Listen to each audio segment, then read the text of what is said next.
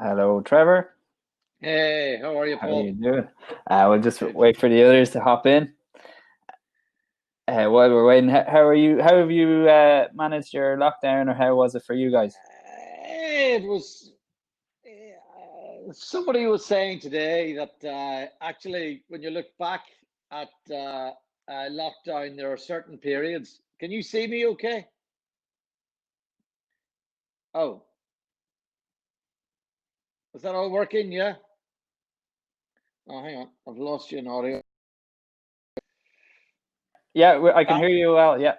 you're back now. You lost you there. But Okay. somebody was saying today that their lockdown has been the first period was Tiger King. So there was the lockdown period called Tiger King, and then there was the Epstein period. So uh, the kind of Netflix set March, Yeah. April, May. Yeah. But listen, it's been uh,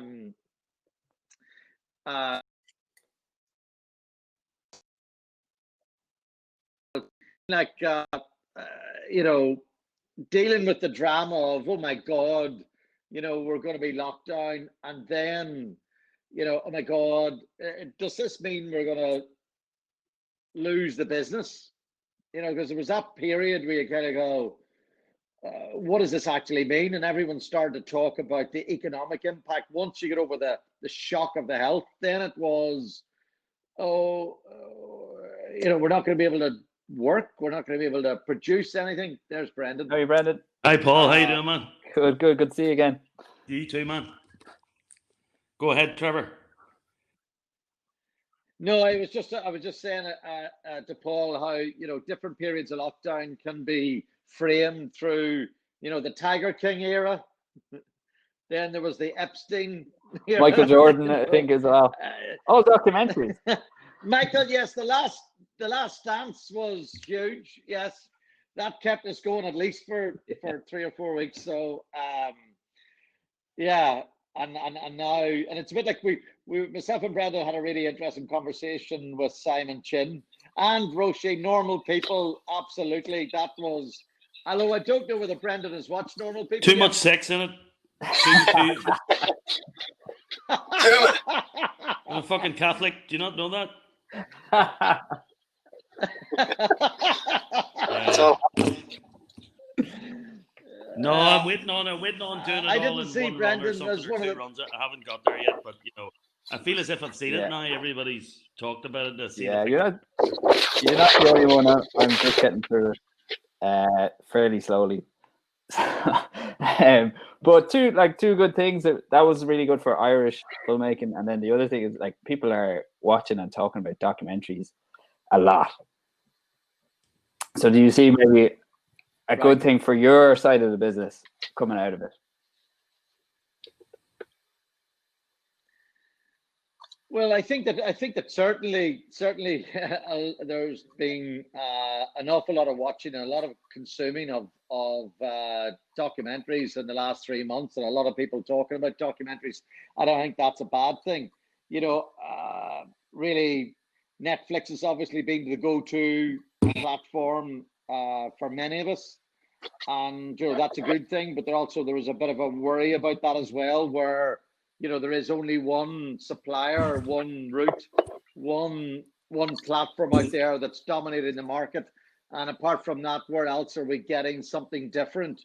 So I'm always a bit concerned whenever there is just just one carrier, one uh, uh, route to market, and I think we've got to be careful about that and ensure that there are others around. But I think that it's great that people are talking about documentary. It's great that people are watching documentary. I don't really know what changes, certainly if not temporary, what permanent changes that this is going to bring about. I don't know, Brendan, do you think it's going to have any permanent changes, or are we going to see a lot more archive-based documentaries in the next 12 or months or I'm 12 not or? sure. I don't think so. I think we all felt that at the very start, Trevor. and everybody was looking for archive-based projects because we couldn't get out and film.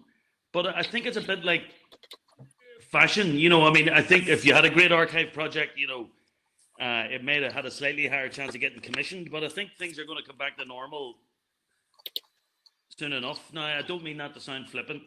Things are going to come back to normal as if what has happened isn't serious and all the rest of it. I just mean that I mean, there will be some things that may take longer to do. I mean, genuinely observational stuff is going to slow down for a while because it's going to take some time to get the confidence of subjects to allow you to follow them and all the rest of it.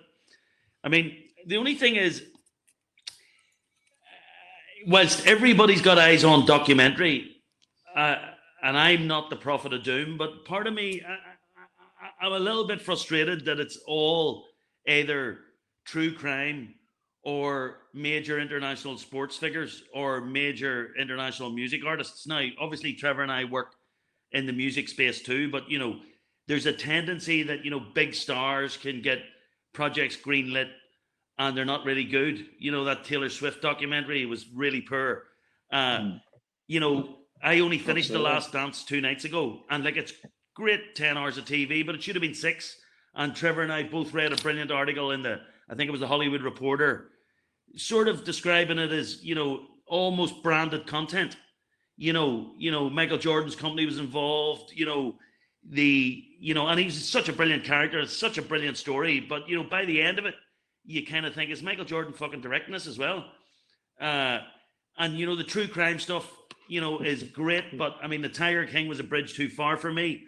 It got my shackles up, and after 2 episodes, I went, I'm sick and tired watching car crash American fucking lowlife. And I'm sorry, I've had enough. It's too reality TV. So I deliberately didn't stick with the rest of it. Oh, we should speak your mind, Brendan. I really wish you'd get off the fence and say what you mean. Tell us what you really think. So, I mean, there's plenty of documentaries, but, I think it's documentaries which really suit channels. So I think there's a bit of a frustration there, and that's the kind of intersection between where Trevor and I and our world live, and it is a challenge. It's that intersection between commerce and authorship and the sort of films you want to make and the sort of films that you get paid to make, and I mean, I don't know, maybe we're talking to Fergal Ward a couple of weeks ago, and I was just thinking about his great film, The Lonely Battle of Thomas Reid, and I'd rather was watching more films or more series like that rather than these things that we can audiences will come to for the kind of shock wow factor. But at the end of the day, is there anything new, or are they brilliant films? I'm not sure. Is there any other films that you've seen that kind of tread that line where one that comes to mind for me would be Three Identical Strangers, that kind of captured people's imagination? Yes, well, I mean, that was brilliant. I loved that film. Friend of ours cut it, actually. Donegal guy, Michael Hart, directed by an English guy. It's just one of those things, stranger than fiction. Somebody tells you Three Identical Strangers, you go, what? This is too good to be true. In fact, Trevor and I were talking about something the other night. It was one of our own projects. I'll not mention, we'll not get into it. It's a series, but parts of it you think are too good to be true. And I actually think that's a great line. Once you utter those words, too good to be true, you're in great subject territory. Because if something's too good to be true, then, it's too good to be true. So you got to tell people about it. And so Three Identical Strangers had that too good to be true thing about it and was brilliant. And yes, I love that. Go ahead. Do you think that there's too much of the don't let truth get in the way of a good story kind of attitude from companies now, just churning out anything in order to get it's ostensibly documentaries become kind of like reality TV in a way. Let's see how much shock value we can get out of people. Do you think there's too much of that going on? I think there is a fear that documentary in profile, in funding, has the bar has been raised significantly in the last few years. But there's also, being this move where documentary has moved very, very close to drama, to fiction, both in terms of the way that stories are told and the way that they are constructed.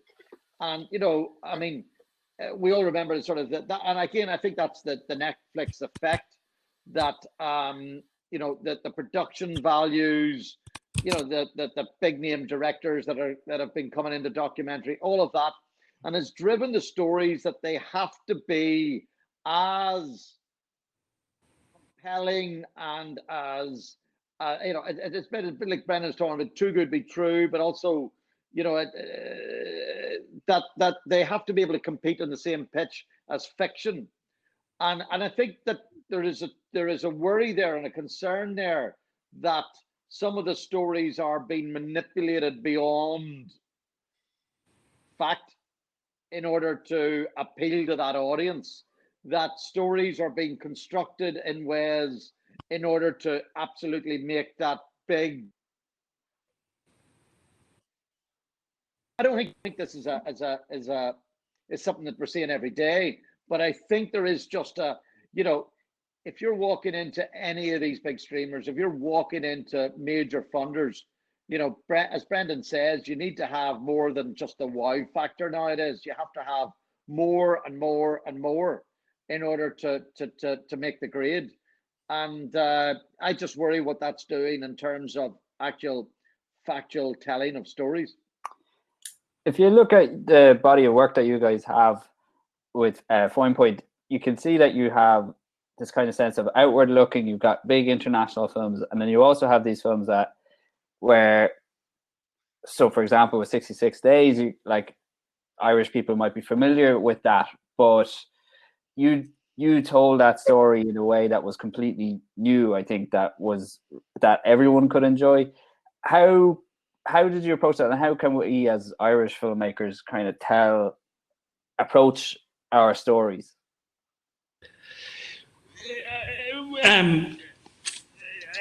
There are probably only a few subjects that you can do that with.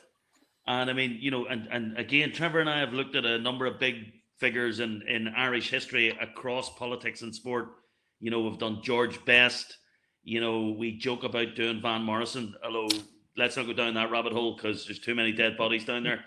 But with Bobby Sands, I knew actually, obviously there was the movie. And then what was intriguing to me was that, outside of the movie, which was very non-biographical and was very much experiential and, what is it like to starve yourself to death? I kind of realized that, that's a story that hadn't been told. And yet it was a huge story. And even somebody like me who grew up in the midst of it, and Trevor, it was on my doorstep. But if you actually had to get me to recount more than 5 or 6 decent facts about Bobby Sands, that I mightn't have known them. And yet I grew up in the middle of all that and really in the cauldron. So, I mean, the second that came to me, I knew, wow, there's big potential here. Because I knew that was a story that traveled, because, somebody who starves himself to death for something they believe in, it's something that anybody around the world could understand. So the issue with that really was quite simple, in that Trevor and I both understood that. So it was really to be able to kind of tell the story in a way with a level of ambition which would justify, a global audience. So the graveyard for that film would have been having to do it as a 1 hour for BBC Northern Ireland and not have had any other partners. And you would have just had to bang it out the normal way. Whereas we put together a number of partners, which was just about enough in the end to realize all the elements. And so it was a combination of the elements and the structure of the filmmaking and the unusual voices somehow. And as I said to Trevor one night, we were in London thinking about it, he says, well, we're going to be able to pull this off. And I'm saying, look, I've spent 20 years making documentaries, and it's all led up to this point, in that I'm going to put all of that together for this one, because this is a story that's got the legs to travel around the world. and all we have to do is just put together everything we've been doing before, but with more bells and whistles on it, and really give it the treatment it deserves. So I think that's half the answer. Yeah, I don't think. Yeah, but I think what Brendan is saying there is talking about the passion that he brings as a director. But I think that we want to tell the stories, our stories. We want to tell Irish stories. We want to tell the stories that have touched on us and helped create, help make us the people that we are. And, Bobby Sands, George Best, two very different characters from our history. But, No Stone Unturned is another example of that. These are stories that are very, very important to us. But you've also got to see that, Brendan's film that was in the QFT in the last couple of weeks in Belfast, 1 Million American Dreams, is about Hart Island in New York. But that's a city that's meant so much to myself and Brendan as well, but also a story that's very different from anything else we've ever done. But I think that what we were able to show that, producers and eggs and stories that are, beyond our normal hinterland. And but we can do those, but stories from this island and from our past and present are vital to us. We they are the blood that runs through our veins. Paul, you're muted, I think.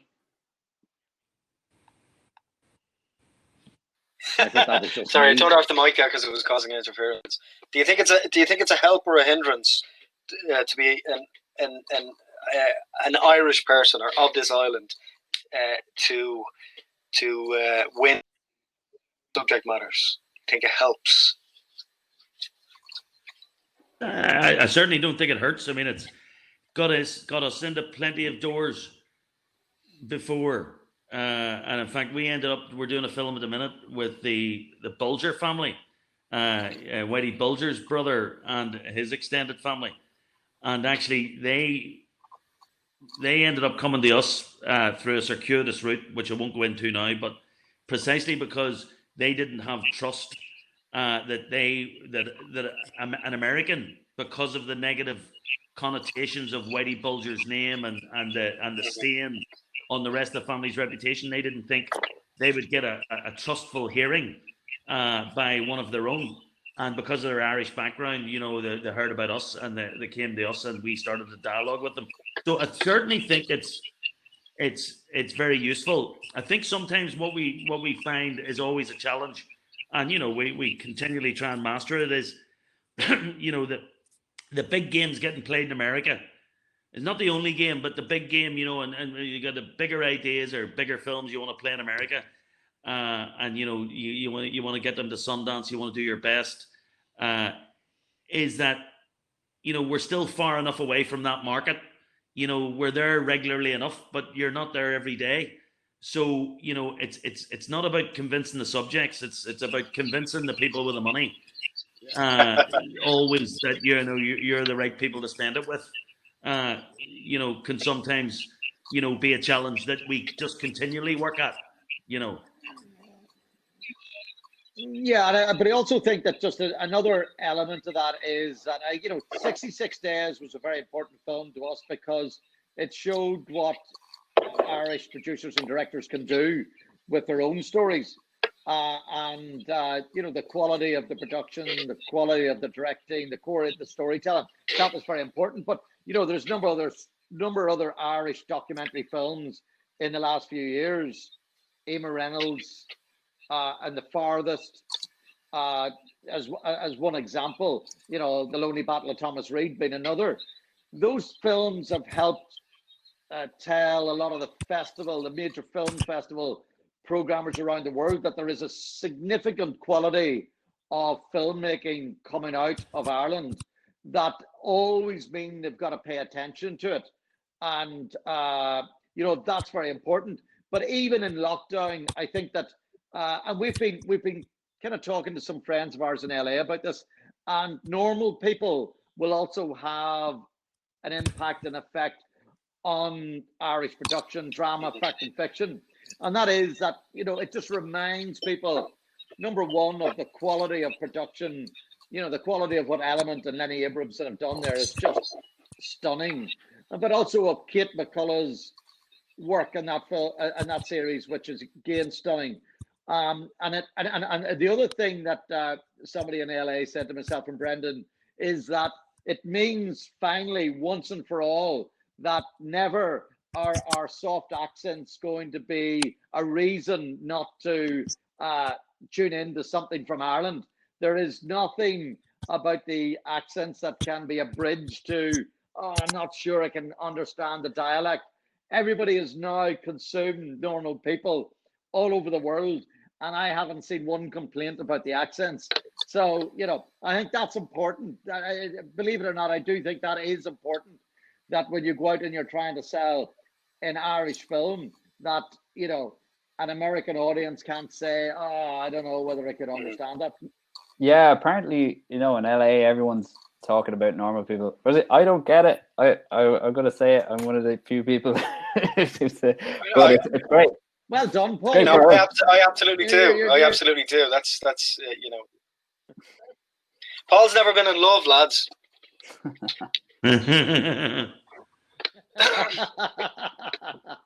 I know it's an unpopular That's one. another rabbit But, it's as you say, it's great for Irish filmmaking and storytelling. I think there seems apparently, in Hollywood, everyone wants to see what's going to be the next normal people. So it's really fascinating time. Yeah. So what's next for you guys? So you mentioned the Bulger. What else? What's your kind of? Do you have a 5-year plan as a company, or how do you work that? Well, for a period in the lockdown, we've been lucky to have a 5-hour plan. A 5-day plan was about as much as we had at the start. A 5-year plan. I think continue to do what we're doing. Brendan and I have been lucky to have the distraction that both of us are in edits separately at the moment on two different projects, and that's the primary concentration is on that, but also looking to the future and looking to develop. I think that I think we have ambitions ultimately that we will continue our move. We have been developing some drama projects. We'll move more into drama probably in the next couple of years. They have a much longer gestation period. Brendan keeps pulling back on the reins and managing us to make sure that we don't get too far ahead of ourselves and trying to keep us on the to understand that these things can't be achieved and in the same sort of time that a documentary. A documentary can go from development into production in a matter of months, weeks sometimes, if you just happen to hit the right wave, whereas drama takes a much longer period of time. So I think it's a bit like gin and whiskey. We'll continue to do the documentaries, which is the sort of bathtub gin of the business, while we're developing that 25-year malt whiskey that everyone's going to be drinking in a few years.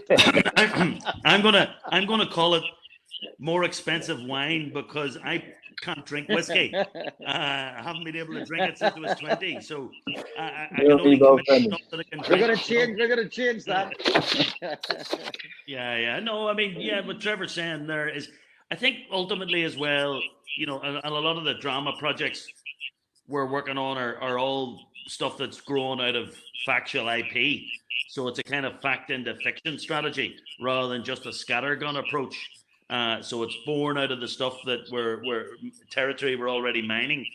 But you're only ever as good as the kind of flow of ideas, and and that can come in waves. And there's some better times, there's some leaner times. So it's about just getting that balance right between doing projects you really want to do, surviving and thriving, and making sure that the stuff that you're working on is stuff that's getting you out of bed in the morning for all the right reasons. And that's quite a number of different things all to get right in the right equation to make it valuable. Because even if Trevor and I were maybe doing 3 times the amount of work and getting paid twice the amount, if that's not the right kind of mix of projects, then that could quickly get, frustrating and debilitating. So it's just always trying to get the right balance and the right mix, while at the same time feeling as if you're moving on and moving up in a good and appropriate way, as opposed to success for success sake. Mm. How do you both deal with rejection or the low points when things don't go your way, when the arse falls out of the funding, or Not well. no? We don't deal with rejection very well. No, doesn't matter how long you're in this game. Rejection still. Again, back to normal people. Fuck, I can't take rejection. I think on the other, no, Trevor's answered that slightly differently. I kind of think we sort of sail past rejection. We don't let rejection stop us in our tracks. Yes, it can be sore and painful sometimes. I think particularly in the early parts of your career. But, the amount of times I've ended up doing films that have been rejected by other people a number of times, and I ended up still doing them because I knew I wanted to do them. And often it was to do with timing. The timing was never right. And I mean, this is not the underestimate rejection or real rejection, or, there's horror stories of people who've, been this close to just about to shoot the movie and the financing fell through and all the rest of it. So, I mean, we don't like it, but it's a part of the business you have to get used to and you have to move on from. I was listening to somebody the other day. I can't quite work out how to do this, but they were just saying that they try and make always a positive out of a negative. Now, when I thought I loved that, but when I actually thought about what that meant, it really depends on what the negative is, to see what you can make a positive out of. But I think we're both pretty optimistic people, and yeah, we move on, and we kind of go, yeah, well, that person who rejected us, they think they know better. We'll fucking show them next time. Stupid bollocks. Well, yeah. I think Brendan's probably said it all there in the last comment. I think the other thing is about rejection as you get older is that or more experienced is, first of all, it's about managing risk and backing the projects that you feel, first of all, that we're passionate about, but also that everything tells us about the level of risk, everything we've learned and understand and know about the business, and not maybe nothing, who knows anything, but that we believe that we can get it funded. And I think that means that you've got to be incredibly tenacious. And I think that's what Brendan has bags of, and that is that, forget about the first hurdle. If you fall at the first hurdle, pick yourself up again. If you believe in the project, ultimately you will meet somebody somewhere that will be prepared to back that belief. And I think that, that we've had a huge slate of projects over the last few years that we've built up. But I think that we've managed always to try to manage that, of which project should move at the right time, and that depends on lots of different factors. But I think that there's not too many projects, Brendan, that we could say that we got absolutely chinned and knocked out on and never got back off the floor and got funded again. That we've been on the ropes many occasions. We've been on account on many occasions, but we've managed somehow to stagger back up, collect ourselves, and come back out for the next round.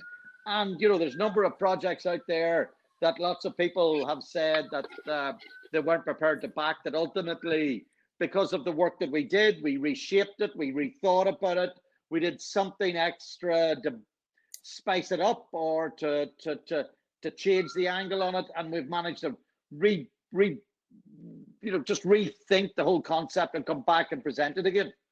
And just to add something into that, I mean, we have a curious thing at the minute, whereby I think we've got 2 or 3 films at the minute whereby we could have the money there tomorrow. And the issue on all three projects is we haven't yet secured the access to the key individual and the talent. And we've been so busy doing other stuff and finishing other films and doing this and doing that. And that's a kind of very skilled part of the job in itself. And obviously we have some people who work with us and work on that with us. But if I'm just thinking about the time we've come to and some of the deadlines we've had to hit for other things just to keep the wheels on the bus, I'm thinking, well, there's 3 or 4 projects, but really all they are about is actually getting in the door. And, you know, obviously we're knocking on the door, we're having the conversations, but I'm just thinking as I'm on this call now is what could we do in each of those situations in terms of focusing more effort and energy just on getting those doors opened? Because we know it's not a case of getting the door opened and then having to go out and trying to, where do we start getting it funded? You know, we could take the money tomorrow on all 3 of them, but we just have to get in the door. So that's what we're going to be spending the next couple of weeks doing. It's that kind of chicken and egg thing that we face as documentary filmmakers, where you have, it's very unlike drama where you can just go and write it and it's all on you. How do you approach subjects, and how does the collaboration between filmmaker and subject work for you guys? Well, I think it is the key thing is building trust. And I think that I think every single project we've done, you know, it's kind of the iceberg. You only really see the film, but you don't see the months and the years that have gone into building the trust underneath that supports every level of it. And I think that, you know, we're any project, whether Brendan's talked about the Bulger project, we had a film at Hot Docs documentary festival that was based out of North Dakota. And, you know, obviously you couldn't hop in the car and drive around there of an evening and speak to the family and speak to the other protagonists and get them all on board. So it was a long period of time on the phone and trying to, you know, every time they were in the US is trying to do a diversion up to Fargo and North Dakota and see the family and spend a little time before we actually start to take the camera out. So there's huge amounts of time that has to go in, but I don't think that there's any secret sauce that Brendan and I have, you know, other than our absolutely magnetic personalities that people want to spend time with us. But I think that I think there is no secret to that other than, you know, being true to your word about what you're actually intending for the film and making sure that anyone that is getting involved understands exactly what the parameters are, that you're not trying to create a false impression about what you're going to do or how you're going to achieve it, but you lay it all out. And I think Brendan particularly is very, very adept at ensuring that people who get involved with us actually understand that they're not going to have it all their own way, that's not about making the film that they have in their head or telling the story, their version of it, but it's telling our story and telling the story that we want to tell. And I think that's very, very important. And I think that it can't be confused with trying to just get what you want from somebody. And I think that showing them the respect and the trust to this is the way this is going to go. Mm-hmm. Mm-hmm. I mean, actually, one of the better examples of it was a film we did a couple of years ago. It was really Trevor's thing, where we did a film called Elian for CNN Films about the little Cuban boy who washed up on the shore in Florida. And I mean, you know, Trevor doggedly was in and out of Cuba for a number of years. And given the Cuban situation and Castro was still alive, you just don't go and rap on somebody's door and find him and say, here, do you want to be in a documentary? Especially somebody whose image is so prized, like this boy who went to America and Cuba essentially won him back. And, you know, the Cuban government were grooming him. So every time Trevor went to Cuba, you know, he was trying to make headway into meeting this boy's family, but that all had to be done through the labyrinthine, unwritten rules of Cuban politics, which, you know, no set of cigars would ever help you understand or unpick.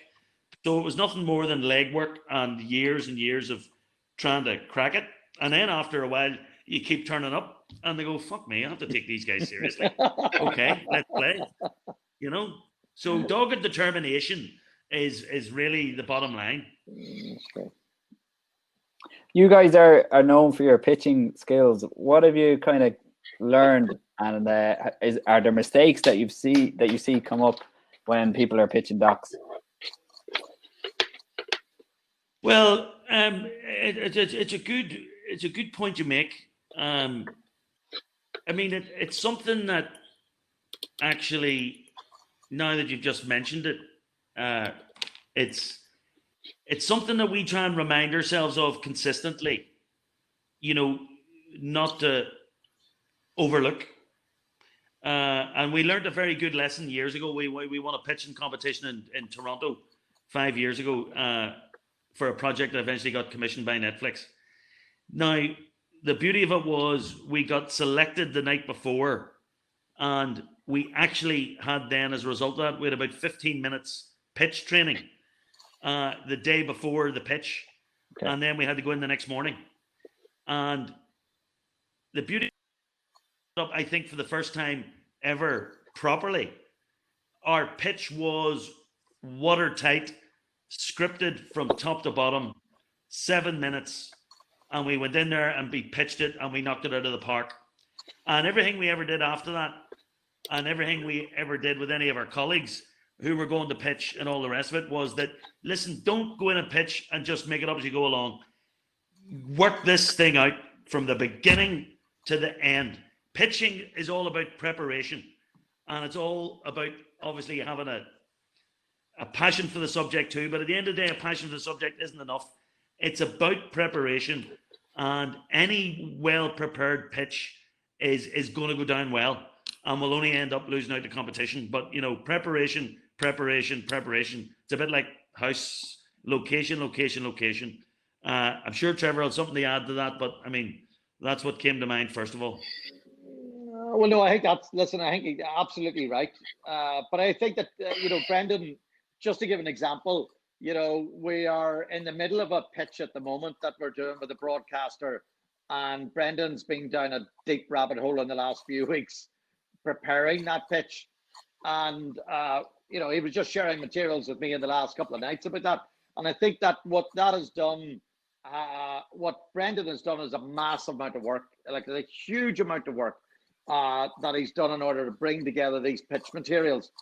And but what that again reminds us of is the preparation, as Brendan has said, but also that every single pitch has got to be like you know, it's you're only as good as your last game, you're only as good as your last pitch. You've got to go to that dark place again. You've got to excavate different areas and storylines and all of that, and then bring it together in a very compelling pitch. You know, so I think that every time has got to be the same, because to be honest, your reputation, your integrity, your ability to be able to get things done at a high level is really, it always depended upon it. You've got to be able to walk into every single pitch and be ready to go, as Brendan says, with every angle, every question, you know, already thought through. You've got to know and prepare yourself. You don't, you know, if there's a left field question that you haven't thought about, you know, I'm not sure that you've really done enough. Or don't bullshit. If you don't know, so you don't know. That can often be the answer to a lot of questions, right? I don't know, but I'll find out. Being able, yeah, that is true. Somebody told me that many years ago. Said, listen, you know, it's a good thing that you've got is that you're prepared to say, I don't know.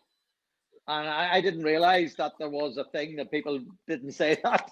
And it was the first time I go, oh, well, why wouldn't you say, I don't know? Yeah. You know, and I didn't realize it was a thing until somebody said it to me. And then, yeah, you're absolutely right.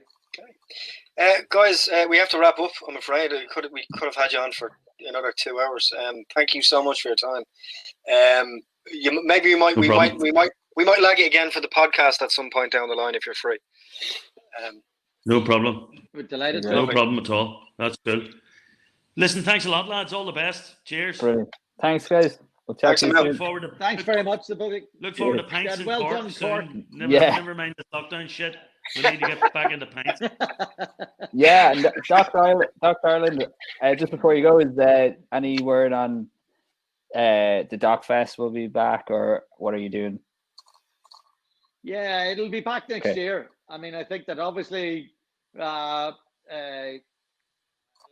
no other choice than to take a hiatus. Yeah. So, we were all worried about, the second year, as Brendan keeps saying, it's a bit like a second album, and it's gotta be good, so we have another full 12 months to get ready. Cool. Okay, lads. All right, Continued so we success. hope Thanks to so see you much. there. Thanks, guys. Cheers, all the best. Take care, Paul. Cheers, lads. Cheers. Cheers.